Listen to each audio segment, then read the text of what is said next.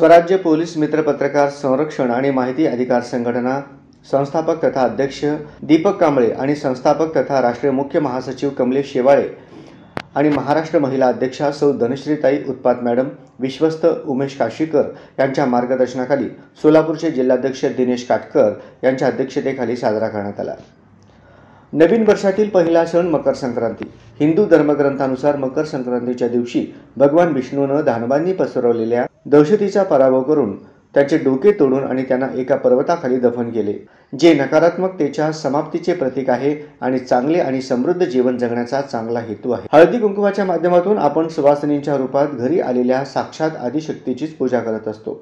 हळद आणि कुंकू लावल्यामुळे सुवासिनींमधील श्री दुर्गा देवीचे अप्रकट तत्व जागृत होते आणि श्रद्धापूर्वक हळदी कुंकू लावणाऱ्या जीवासाठी कार्य करते।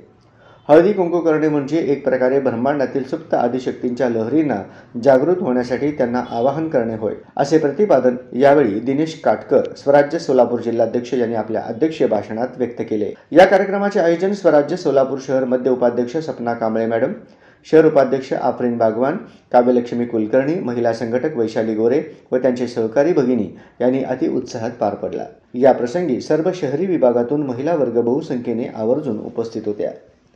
या प्रसंगी संपदा जोशी यांनी अतिशय मुद्देसूद सूत्रसंचालन करत संघटन वाढीसाठी बहुमोल संदेश दिला। प्रभारी इफ्तेकार कमतीकर यांनी आपल्या भाषणात हळदी कुंकूचे महत्त्व सांगितले। या कार्यक्रमात विश्वस्त तथा प्रसिद्धी प्रमुख उमेश काशीकर सर, जिल्हाध्यक्ष दिनेश काटकर, प्रभारी इफ्तेकार कमतीकर, शहर कार्याध्यक्ष विनोद भोसले, संघटक सुनील पंडित, समन्वयक सुनील भेंद्रे, शहर संपर्क प्रमुख दत्तात्रय दळवी, शहर संघटक इम्तियाज लाला आदी उपस्थित होते।